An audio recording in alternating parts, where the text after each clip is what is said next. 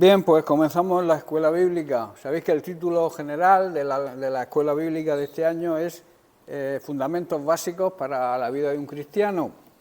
Y vamos a comenzar hoy la lección 8, que trata del perdón y sobre una conciencia limpia. Son dos grandes temas que vamos a desarrollar a lo largo de las siguientes semanas. Vamos a hablar sobre el perdón y vamos a ver las escrituras. Primero vamos a repasar las escrituras que son clave para este estudio.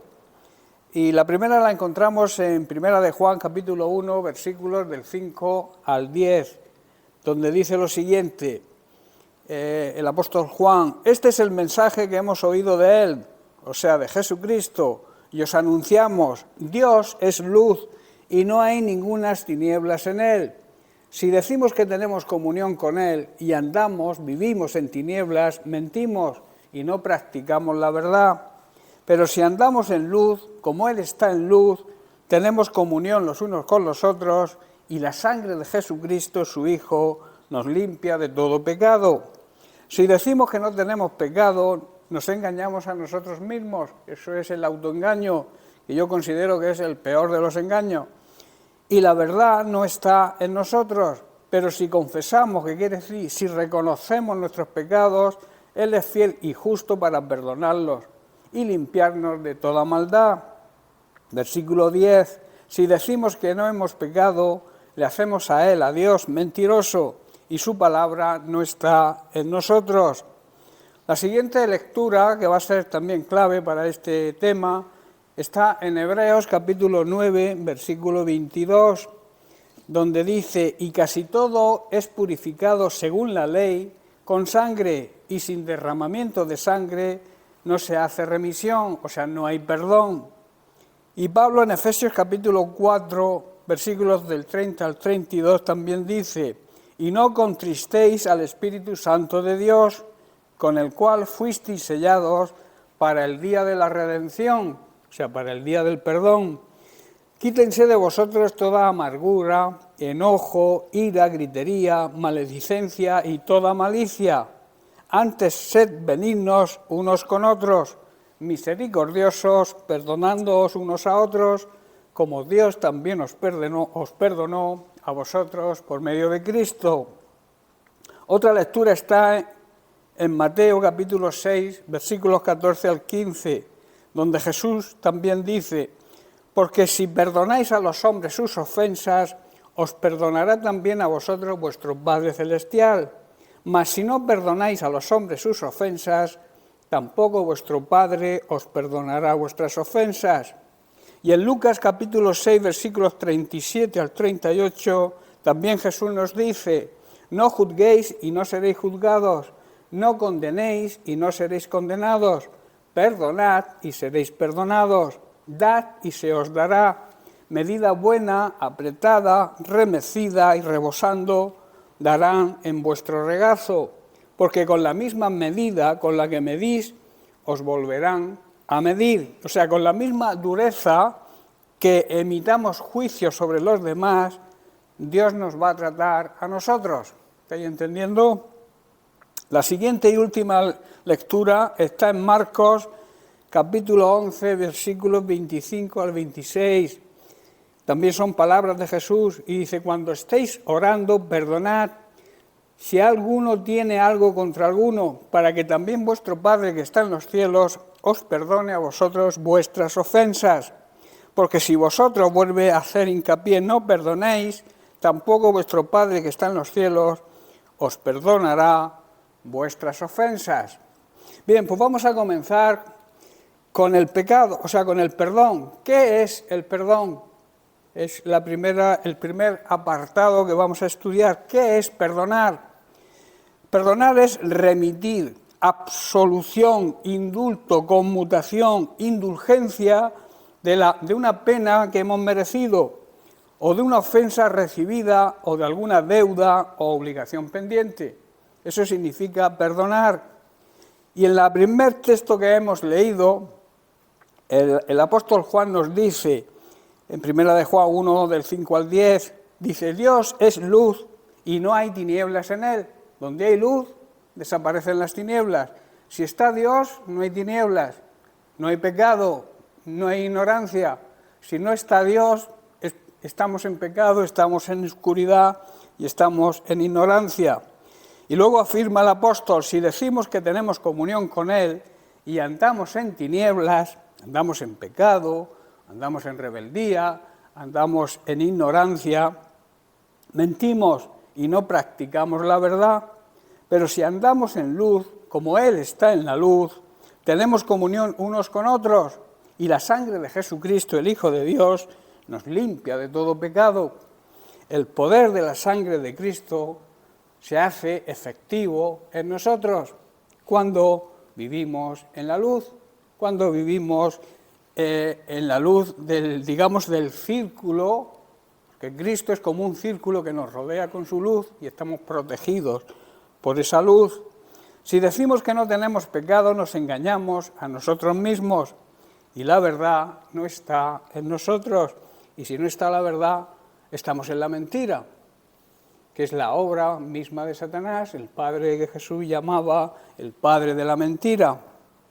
Pero si confesamos y reconocemos nuestros pecados, Él es fiel y justo para perdonar nuestros pecados y limpiarnos de toda maldad.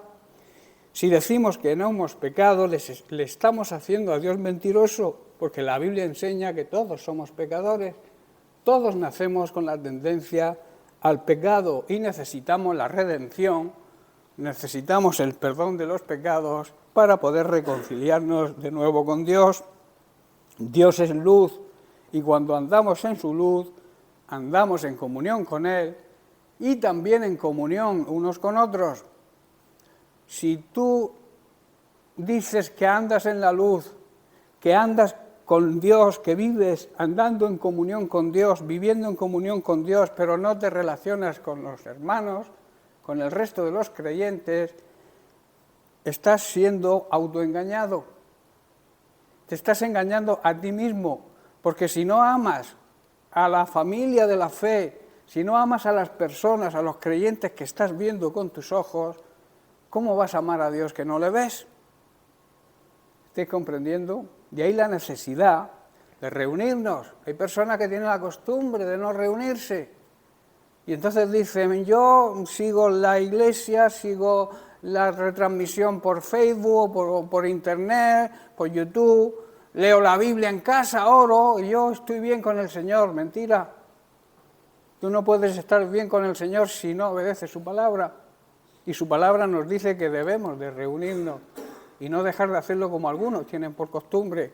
Algunos cogen esa costumbre y se autoexcusan diciendo que ellos están bien en el Señor, pero realmente no pueden estar bien, porque no andan en el orden de la palabra de Dios, no andan cerca de la luz, no andan cerca del cuerpo de Cristo que es su iglesia, donde debe alumbrar la luz. Por eso la necesidad de reunirnos no es, digamos, una opción, es una obligación de todo buen creyente, reunirse. Dios, por tanto, es luz y cuando andamos en luz, repito, andamos en comunión con Él primero y también en comunión con otros creyentes, con el resto de la familia de Dios. Cuando salimos de la luz de Dios, entonces entramos en oscuridad. Si tú sales de una habitación donde hay luz y entras en alguna que no está encendida la luz, notas un cambio radical, ¿verdad? La luz te hace ver, te hace caminar, hace que no tropecemos. La oscuridad, por mucho que conozcas el sitio, si no ves, tienes el peligro de tropezar con algo. Y eso ocurre espiritualmente hablando. Por eso la necesidad de vivir al amparo de la luz. Cuando salimos de esa luz y entramos en la ignorancia y el pecado, corremos un grave peligro. Es peligroso, por tanto, vivir en la oscuridad, porque no sabremos a dónde vamos y nuestra comunión con nuestro Padre Celestial y con el resto de los creyentes estará rota. Si tú vives en la ignorancia, si tú vives en el pecado, tú no puedes tener relación con la luz, porque andas en oscuridad. Tienes que dejar de pecar, tienes que dejar de andar en oscuridad y buscar la luz de Cristo. La luz de Cristo significa su palabra, conocer su palabra, salir de la ignorancia, creer en Jesucristo, servirle y obedecerle sobre todo. Y entonces estarás andando en la luz y se restaurará la relación con Dios y también con el cuerpo de Cristo, con la Iglesia. La palabra de Dios nos muestra cómo vivimos con otros cristianos a la luz de Jesús, a la cual el Espíritu Santo nos ha llevado. Imaginaos, como he dicho antes, un círculo o las murallas de un castillo y la seguridad que tenemos dentro de ese círculo o de esas murallas, ¿verdad? Cuando uno está rodeado por unas murallas o por un círculo, estamos protegidos. Pues fuera del círculo de la luz de Cristo están las tinieblas y ahí es donde está el reino de Satanás. Por eso corremos un grave peligro si nos salimos de las murallas o del círculo de protección que nos da Cristo con su luz. El deseo de Satanás es sacarnos fuera de ese círculo, sacarnos de la luz donde estamos y hacernos ir a las tinieblas, al pecado, a la ignorancia, a la corrupción, a los deseos pecaminosos de nuestra carne. Eso es lo que desea el diablo y todo eso es la oscuridad, son las tinieblas. Y usa muchas maneras para hacerlo. Por ejemplo, el cansancio, el temor, la frialdad de corazón, la indiferencia con los problemas ajenos, la apatía, no querer aprender, me da igual, no lo sé ni me importa. Esos son síntomas de la apatía. También rebelión. Él quiere que nos rebelemos contra la voluntad de Dios. La decepción, el rencor, la falta de perdón, el daño que le hacemos a otras personas, el dolor que ocasionamos. Todo eso nos empuja el mismo diablo para intentar y conseguir que andemos en la oscuridad, que andemos fuera del círculo de la luz.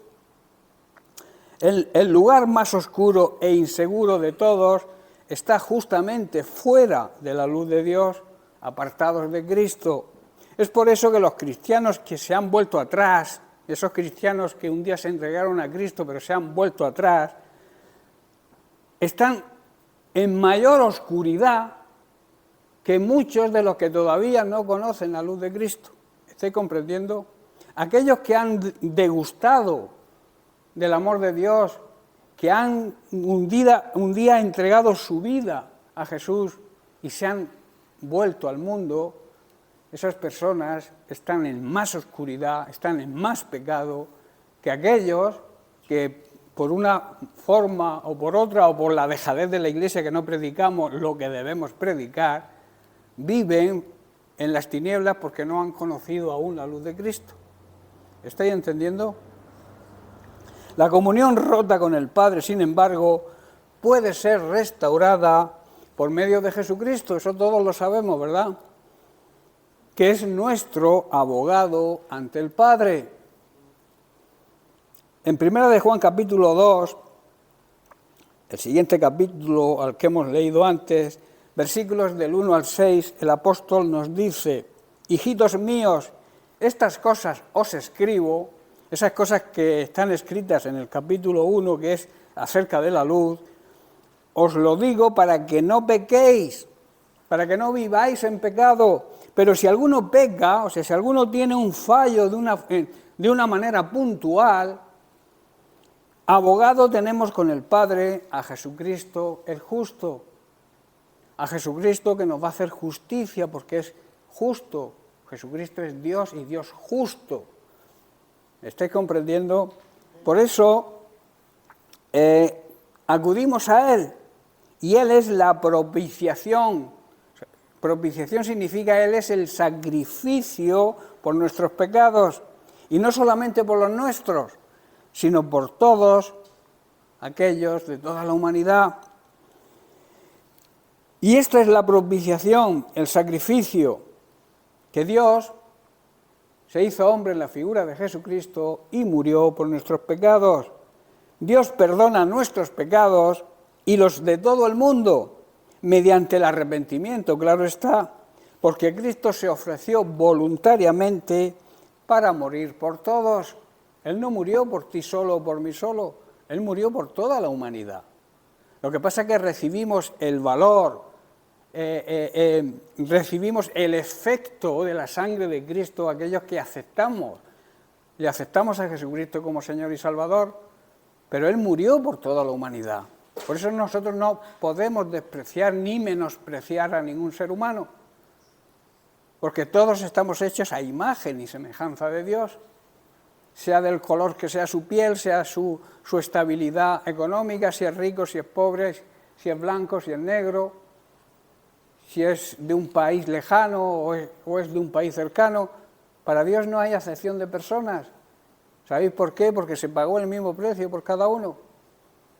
Jesucristo murió por toda la humanidad y eso tenemos que tenerlo en cuenta. Hay muchas personas llamadas cristianas digamos con orgullo espiritual, que creen que somos los elegidos y los demás que se pierdan y nos da igual.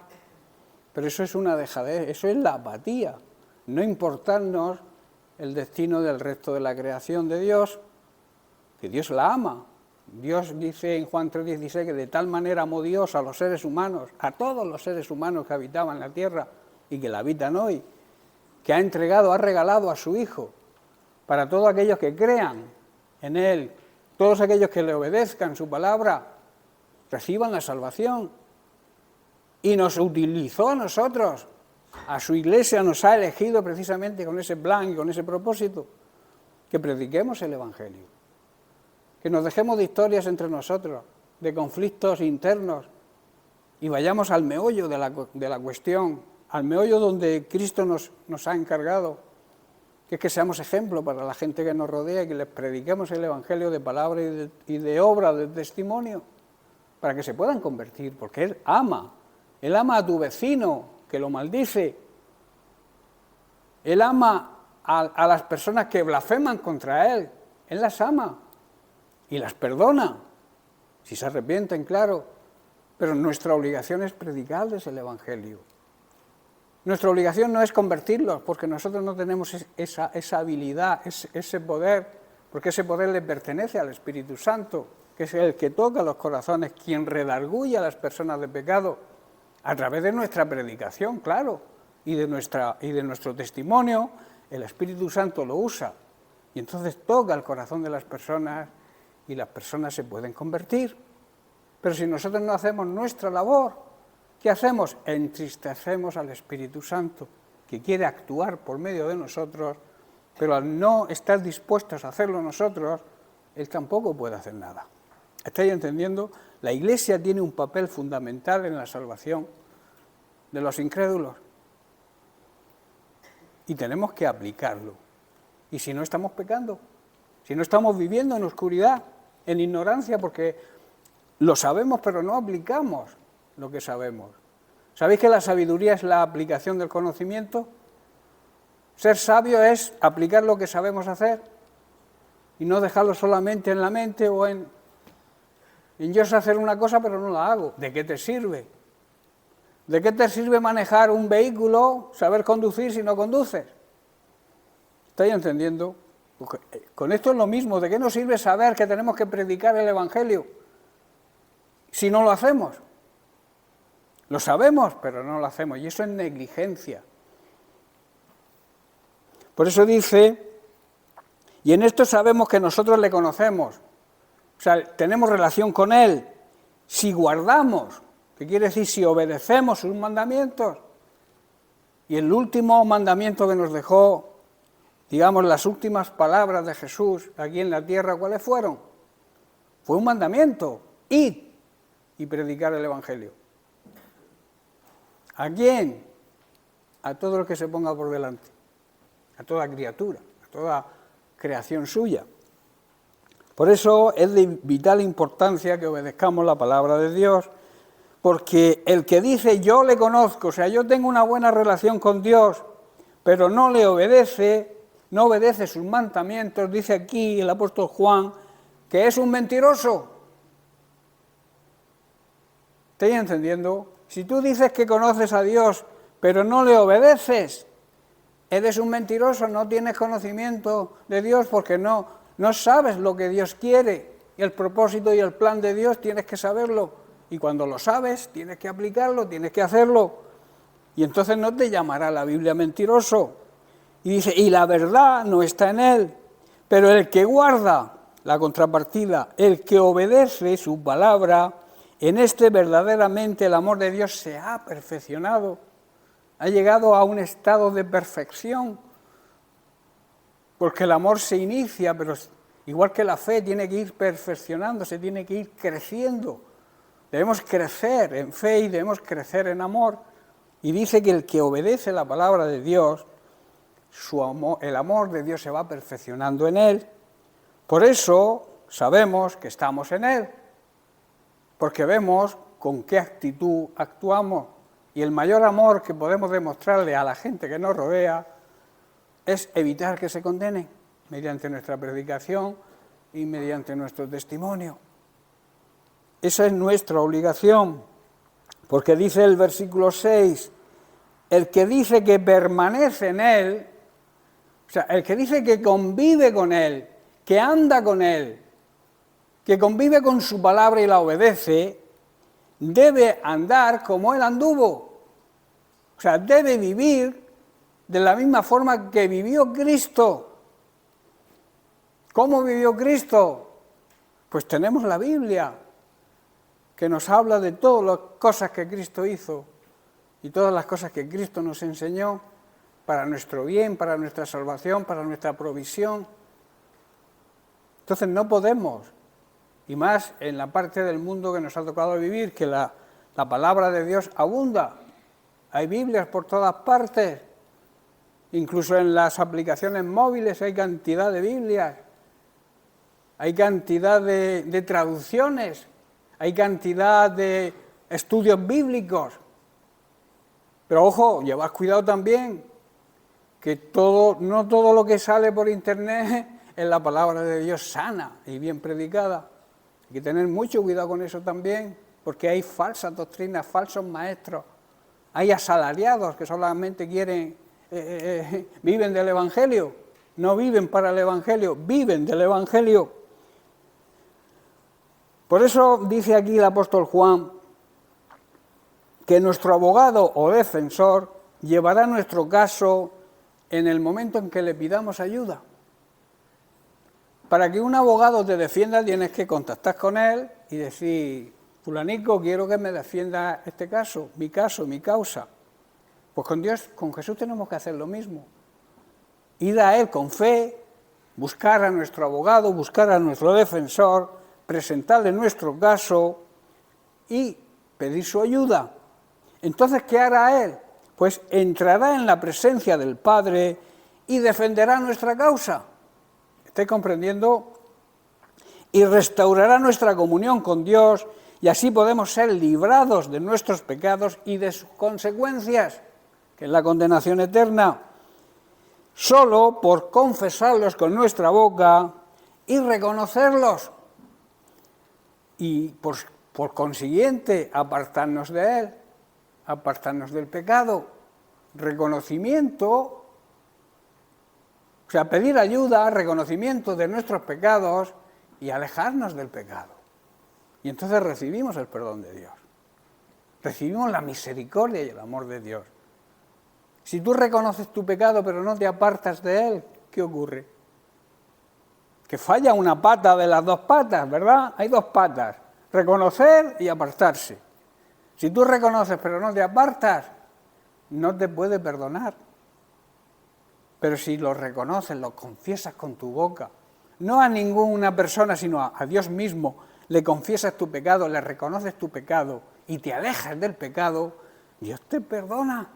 Para eso envió a Jesucristo, para que su sangre nos perdone cuando nos arrepentimos y la aceptamos como el detergente que lava nuestros pecados, la sangre de Cristo. ¿Estáis comprendiendo? Dios ha prometido un perdón tan completo, escuchad bien, que olvidará incluso que hemos pecado. Quizás tú no te olvides de que hayas pecado, pero Dios cuando te arrepientes de verdad, es un arrepentimiento verdadero y genuino, Dios se olvida incluso de que has pecado. Eso es tremendo, ¿verdad? Eso es maravilloso, pensar que Dios se olvida de nuestros pecados, pero debe haber un arrepentimiento sincero. Proverbios 28:13, Salomón dice lo siguiente: el que encubre sus pecados no prosperará, mas el que los confiesa, los reconoce, los confiesa ante Dios y se aparta, ¿qué pasa? Que alcanzará misericordia. Quien esconde su pecado jamás puede prosperar, jamás puede avanzar en su vida cristiana, porque no le irá bien, le irá mal. Pero quien los reconoce, los confiesa y los deja, recibe el perdón de Dios. O sea, las cosas le irán bien. ¿Estáis entendiendo? Judas, no Judas el Iscariote, sino Judas, el hermano de Jesús, nos asegura lo siguiente. En el versículo 24, tiene solamente un capítulo, versículo 24 y 25 nos dice: y aquel que es poderoso para guardaros sin caída y presentaros sin mancha delante de su gloria con gran alegría. El único y sabio Dios, nuestro Salvador, a Él sea la gloria, la majestad, el imperio, la potencia, ahora y por todos los siglos. Hermanos, toda la gloria debe ser para Dios. Eso ya lo tratábamos la semana pasada. ¿Quién es poderoso? Dios es poderoso para evitar que caigamos, porque si andamos en luz difícilmente vamos a caer. Y para presentarnos sin mancha y con gran alegría a su gloriosa presencia, que toda la gloria sea para Él, quien es el único Dios verdadero, y además es nuestro Salvador por medio de Jesucristo nuestro Señor. Por eso toda la gloria, toda la majestad, todo el poder y la autoridad le pertenecen a Él desde antes del comienzo de los tiempos, en el presente actual y por toda la eternidad. Por eso no te apropies de la gloria de Dios, porque la gloria, la majestad, el poder y la autoridad le pertenecen solo a Él. Si Dios te da autoridad, es una autoridad delegada de Él. Si Dios te da poder, es un poder que viene de Él. Si Dios te da la majestad de ser hijo de Dios, porque Dios es un rey, ¿verdad? Dios es el Rey de Reyes y Señor de Señores. Jesucristo así lo dice, es el Rey de Reyes y el Señor de Señores. Y nosotros, si somos sus hijos, también somos majestad, somos príncipes. Pero no por nuestros méritos, sino por los méritos de Cristo. O sea, todo lo que tenemos le pertenece a Dios y vuelve a Él. Cuando salgamos de nuestro cuerpo físico al poco tiempo se pudre, hay que enterrarlo. Y la gloria que hayamos podido tener en esta vida regresa a quien le pertenece, que es a Dios. ¿Estáis entendiendo? Cristo murió por nuestros pecados y los llevó todos Él mismo sobre la cruz, pero nosotros necesitamos hacer valer y apropiarnos de esa obra. Reconociendo, ¿cómo se hace? Reconociendo y desatando esa verdad con nuestros labios. A veces no hablamos y entonces está el poder desatar esa obra, que esa obra que Jesús hizo en la cruz se nos haga efectiva en nosotros. Y es porque no abrimos nuestra boca. Hay que debe haber reconocimiento y confesión con nuestra boca, para que el efecto de la cruz, o sea, para que lo que ocurrió en la cruz haga efecto en nuestra vida. ¿Estáis entendiendo? Sino que quedará en una simple historia que sabremos, que nos han enseñado, que han ido pasando de generación en generación, pero no se hará efectiva en nosotros si no hay un reconocimiento, si no hay una confesión con nuestra boca. ¿Estáis entendiendo, no? En 1 Corintios capítulo 15, verso 3, Pablo dice: porque primeramente os he enseñado lo que asimismo recibí, lo recibió por revelación. Dice que Cristo murió por nuestros pecados conforme a las Escrituras. La buena noticia que salva, hermanos, es creer en esa buena noticia, en el mensaje de salvación que nos ha sido predicado, a menos que hayamos creído algo que nunca es cierto y sigamos y nos mantengamos en la mentira. ¿Estáis entendiendo? Porque mucha gente ha creído algo que le han dicho que es una mentira, pero se mantiene en la mentira, no sale de esa mentira, y eso es un grave peligro. Eso es lo que conlleva o nos empuja la religión. La religión nos lleva a vivir en la mentira y a mantenernos en la mentira pensando que estando ahí somos salvos. ¿Estáis entendiendo? Por eso dice que la buena noticia es creer el mensaje de salvación que solamente se consigue a través de Jesucristo. No hay ningún santo, ninguna imagen, ninguna virgen que pueda salvarnos. Y mucha gente vive en esa mentira, creyendo esa mentira. Por eso nosotros que creemos de verdad, debemos transmitir el mensaje de salvación que nos ha sido predicado a nosotros. Hemos tenido el gran privilegio de que se nos ha predicado un evangelio auténtico y verdadero, una sana doctrina, la sana doctrina que predicó Jesucristo a sus discípulos, que sus discípulos la asimilaron y que la transmitieron de generación en generación. Pero hay muchas, a lo largo de la historia, la palabra de Dios ha sido atacada, pero la verdadera palabra se mantiene firme. Y aquellos que la mantienen firme son los que van a llegar a la meta. Aquellos que tuerzan la palabra, aquellos que metan, digamos, levadura, falsa doctrina, que es lo que significa la levadura, a la palabra de Dios, todos esos tendrán también su recompensa. Todos sabemos cuál es la recompensa de los falsos y de los mentirosos. Pues irán con el padre de la mentira, ¿verdad? Lo más importante y la esencia de esa buena noticia es que Cristo murió por nuestros pecados, tal como está escrito en las Sagradas Escrituras, que fue enterrado y al tercer día fue levantado de entre los muertos, tal como está escrito, y fue hecho por el poder del Espíritu Santo. El poder de Dios manifestado a través de su Espíritu. En Pablo, en la carta a los Romanos, capítulo 10, versículos 8 al 10, vemos uno de los fundamentos básicos para recibir el perdón de Cristo, el perdón de Dios. Dice el verso 8, dice, mas, ¿qué dice? Cerca de ti está la palabra, en tu boca y en tu corazón. Dice, y esta es la palabra de fe que predicamos y que debemos predicar nosotros, que si confesares con tu boca, que Jesús es el Señor y crees en tu corazón que Dios le levantó de los muertos, serás salvo. Eso es un fundamento básico para recibir el perdón de Dios. Y añade, dice, porque con el corazón se cree para justicia, pero con la boca se confiesa para salvación. Las dos cosas son necesarias.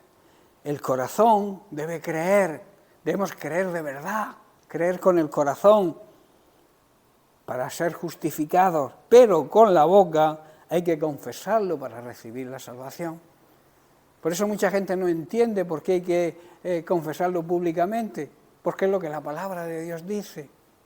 Y nosotros a todos aquellos que dan el primer paso de acercarse al Señor, de entregar su vida a Cristo, les leemos este pasaje, para que no sea algo que nosotros nos hemos inventado, sino que está escrito en su palabra, que es un mandamiento, es como hay que hacerlo, es un fundamento básico para recibir el perdón. Si creemos, por tanto, de todo corazón, seremos aceptados por Dios, y si con nuestra boca reconocemos que Jesús es el Señor, el dueño de nuestra vida, Dios nos salva. Amén. Y en esto tiene un gran papel, hermanos, en todo esto la sangre de Jesús. No podría haber perdón sin derramamiento de sangre. Así lo dice el libro de Hebreos, capítulo 9, verso 22. Dice, y casi todo es purificado según la ley de Moisés con sangre, y sin derramamiento de sangre no hay remisión, o sea, no hay perdón. La ley marcaba que todo debía ser purificado con sangre. De ahí el sacrificio de animales, que era constante para cubrir, porque el sacrificio, la sangre de los animales cubría, no quitaba, cubría el pecado. En cambio, la sangre de Cristo quita, lo lava por completo, desaparece el pecado. Dice, la ley marcaba que todo debía ser purificado con sangre, porque sin derramar sangre no había perdón de pecados. La ley de Dios insiste en que la consecuencia, en que la paga, la recompensa por el pecado es la muerte espiritual, o sea, la condenación eterna. En el libro de Ezequiel, en el Antiguo Testamento, capítulo 18, versículo 4, Dios dice, he aquí que todas las almas son mías, como el alma del Padre, así el alma del Hijo es mía. Y añade, el alma que pecare, esa morirá. El alma que viva en pecado se condenará. Porque lo que se salva es el alma. Lo que se condena es el alma. Y Dios bien clarico que lo dice aquí, el alma que pecare, esa alma morirá. Pecamos con nuestro cuerpo físico, ¿verdad? Pero el pecado trae graves consecuencias a nuestra alma. ¿Estáis entendiendo? O sea, tú pecas con tu cuerpo físico, con tu mirada, con tu tacto, con parte de tu cuerpo. El pecado siempre se proyecta a través de nuestro cuerpo, pero repercute totalmente en nuestra alma. La puede llevar, el pecado la lleva a la condenación. La remisión de pecados, el perdón de pecados nos lleva a la salvación. Dios dice que todos los seres humanos son suyos, los padres, los hijos por igual, y la regla de Dios es que la persona que peca es la que muere espiritualmente, la que se condena. La persona que vive regocijándose en el pecado. Porque una cosa, como dije antes, una cosa es tener un fallo, pecar, un resbalón, y te arrepientes enseguida, pides perdón a Dios, pides perdón si has ofendido a alguien, y entonces se levanta el abogado ante el trono de Dios y le dice, no, yo pagué el precio por esta deuda, yo asumí este pecado en la cruz, y Él se ha arrepentido, y entonces restaura la comunión con el Padre. La comunión con el Padre es restaurada a través de Jesucristo, que es nuestro abogado, es nuestro defensor. La paga, la consecuencia que deja el pecado es la muerte, hermanos, la condenación eterna. Así lo dice el libro de Romanos, capítulo 6, verso 23, esto ya en el Nuevo Testamento, dice, porque la paga del pecado es muerte, mas la dádiva de Dios es vida eterna por medio de Cristo Jesús nuestro Señor. La paga, la consecuencia, la recompensa que deja el pecado es la condenación eterna. Pero el regalo que Dios nos hace es la vida eterna por medio de Cristo. Él lo prometió así. El plan de Jesús es darnos vida y vida en abundancia. Ese es el plan de Jesús. El plan del diablo era matar, destruir y hurtar. Pero Jesús dice, yo he venido para que tengáis vida, para que tengáis una vida abundante, no una vida mediocre, que empecéis a vivir la vida eterna ya aquí y luego continuar cuando muramos físicamente, continuar por la eternidad en esa vida eterna con Cristo.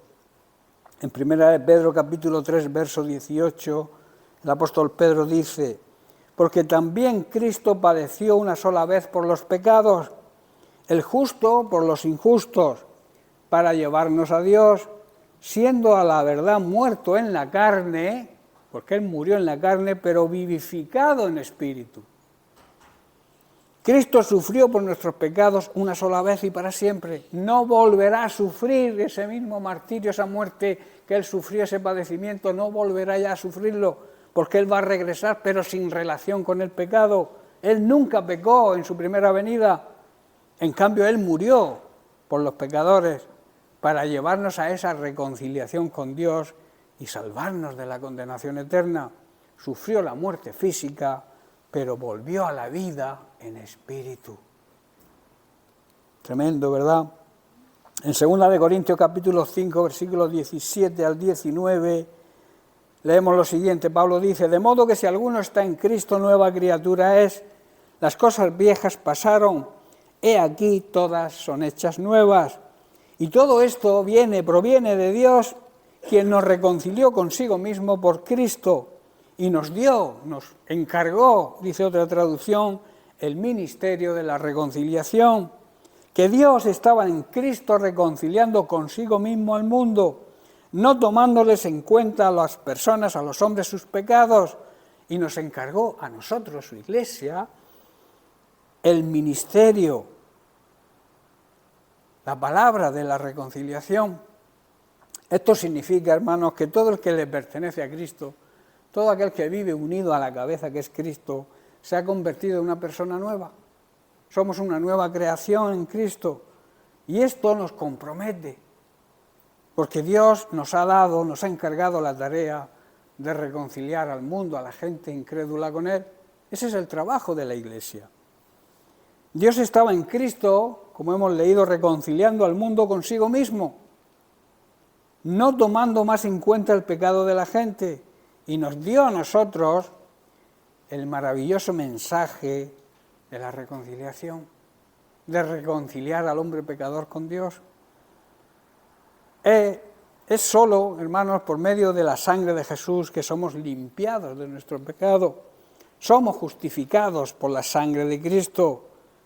Esta es la parte, la iniciativa de Dios en la obra de la redención. Dios es el que toma la iniciativa. Nosotros estábamos muertos en delitos y en pecados y nosotros un muerto no puede hacer nada. Por eso Dios tomó la iniciativa de preparar el plan de redención para nosotros a través de la sangre de Cristo, esa sangre que nos perdona, que nos limpia de todo pecado. Fuimos declarados en bancarrota. ¿Sabes lo que es la bancarrota, no? Hoy ¿cómo se llama hoy? Suspensión de pagos, bancarrota. Pues fuimos declarados en bancarrota en cuanto a justicia. No éramos justos, pero Jesús vino y pagó nuestra deuda en la cruz. Su justicia fue ingresada en nuestra cuenta. ¿Estáis entendiendo? En Romanos capítulo 5, versículo 8, Pablo dice: mas Dios demuestra su amor para con nosotros en que siendo aún pecadores, Cristo murió por nosotros. Cristo murió por sus enemigos. Todo pecador se convierte en enemigo de Dios. Y Él perdonó incluso a aquellos que lo mataron y lo crucificaron. Una de las últimas palabras de Jesús fue: Padre, perdónalos, porque no saben lo que hacen, viven en ignorancia. Y eso nos muestra el camino del verdadero perdón. Que a veces es fácil perdonar, a un hijo, es fácil perdonar a un hermano, a alguien que nos quiere o a alguien que amamos, pero lo difícil es perdonar a nuestros enemigos, aquellos que continuamente quieren hacernos daño, aquellos que no nos pueden ni ver, como se suele decir, ¿no? Pero Dios nos enseñó el camino para perdonar también a nuestros enemigos. Y nosotros, dice, como hemos leído antes, debemos vivir como Él vivió, debemos andar como Él anduvo, debemos perdonar como Él perdonó. ¿Estáis comprendiendo? Dios nos demuestra el gran amor que nos tiene al enviar a su amado Hijo Jesucristo a morir por nosotros cuando nosotros éramos sus enemigos, éramos pecadores. La cruz, hermanos, es el acto supremo del gran amor de Dios. Es el que colma, el que, identifica la grandeza del amor de Dios, que nunca llegaremos a comprender con nuestra mente humana, carnal. No lo llegaremos a comprender, solamente podemos comprenderlo si vivimos en el Espíritu, porque con nuestra mente humana es imposible que entendamos la grandeza del supremo amor de Dios hacia nosotros.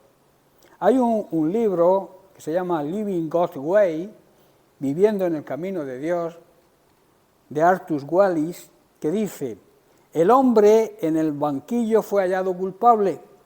El juez, aunque se trataba de un viejo amigo, no le trató a la ligera, le multó tan fuerte como podía y después, ahí está la misericordia de amor y el amor de Dios, y después le dio un cheque por todo el valor de su deuda. El cheque fue firmado con la sangre de Cristo. Y luego dice, porque Dios tuvo que castigar el pecado con la sentencia de muerte. En la cruz, Dios, el juez, bajó del estrado y pagó tu deuda, nuestra deuda, con la sangre de Jesús. Tremendo, ¿verdad? Y Pablo en Efesios capítulo 1, versículo 7 nos dice, en quien, habla de Jesucristo, tenemos perdón, redención por su sangre, el perdón de pecados, según las riquezas de su gracia, de la multiforme gracia de Dios, de las muchas formas que Dios demuestra su gracia. Por la muerte de Cristo en la cruz, con su sangre, Dios perdona nuestros pecados y nos libra de toda culpa.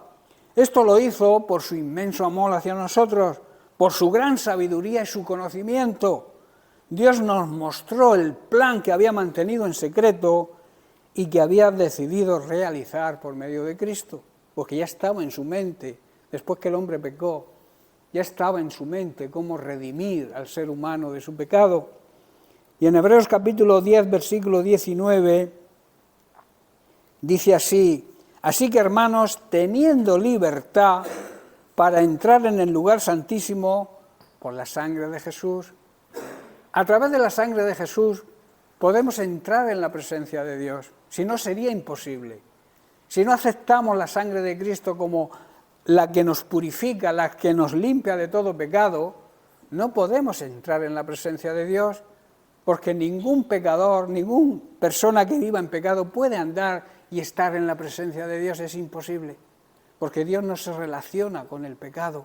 Dios no puede convivir donde hay pecado, Dios no habita donde hay pecado, porque Dios es luz y la luz es santidad, es verdad, es sabiduría, y es lo contrario a la oscuridad, a las tinieblas, que es pecado, que es corrupción, que es ignorancia.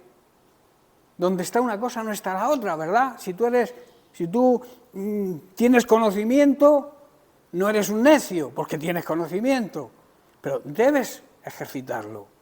Como he dicho antes, la sabiduría es poner en práctica lo que sabemos hacer, lo que conocemos y lo que sabemos, porque hemos estudiado, porque lo han enseñado, nos lo han enseñado. ¿Estáis comprendiendo? De nada sirve acudir a la escuela bíblica a aprender, a engordar nuestro intelecto mental, si no lo ponemos en práctica. No sirve para nada. Si tú aprendes es con el fin y el propósito de enseñar a otro, de transmitir, de aplicar, de hacer lo que has aprendido, para que repercuta en los demás. Así es como Dios quiere que actuemos. Por eso nos da conocimiento, nos da sabiduría y nos dice que nos basemos prioritariamente en su sabiduría antes que en la nuestra. Porque la sabiduría de Dios lo cubre todo. El conocimiento de Dios lo cubre todo, Él lo sabe todo, Él lo conoce todo. Él sabe lo que nos viene bien y lo que nos viene mal, aunque nosotros tengamos otro concepto del bien y del mal. Dios sabe lo que nos tiene que dar y lo que no tiene que darnos, porque es omnisciente. Él lo sabe todo. También es todopoderoso, lo puede todo. Para Él nada hay imposible. Él mismo pregunta, ¿habrá algo imposible para mí? ¿Habrá algo imposible para Dios? ¿Tú crees que habrá algo imposible para Dios? Nada hay imposible para Dios. Dios nos declara inocentes, porque dice Romanos 5:9, estando ya justificados en su sangre, por Él seremos salvos de la ira santa de Dios, de la ira legítima de Dios. Es una ira que no es lo mismo que la ira del hombre, que la ira del hombre es como algo vengativo. Dios no se quiere vengar de nosotros, pero sí tiene una ira santa. La ira le proviene de ver lo que está haciendo por nosotros, lo que nos ama, cómo demuestra su amor, cómo envía a su Hijo a la cruz y nosotros lo rechazamos. Pero dice que aquellos que hemos sido justificados, que hemos aceptado a Jesucristo como Señor y Salvador, que la sangre de Cristo nos justifica, nos declara inocentes, por Él seremos salvos de esa ira. Dios, hermanos, nos declara inocentes por medio de la sangre de Cristo. Eso es lo que significa ser justificados por Cristo. Ser justificados significa que hemos sido declarados inocentes, pero no por nosotros, sino por medio de la sangre de Cristo, y que gracias a que Cristo nos perdona, nos libra del castigo final, de la condenación eterna que merecíamos por nuestros pecados. Amén. Bien, pues lo vamos a dejar aquí y seguiremos con la siguiente pregunta la semana que viene. ¿Por qué debemos perdonar? Lo dejo ahí abierto para que durante la semana analicemos el por qué debemos perdonar. Amén. Bien, que Dios les bendiga.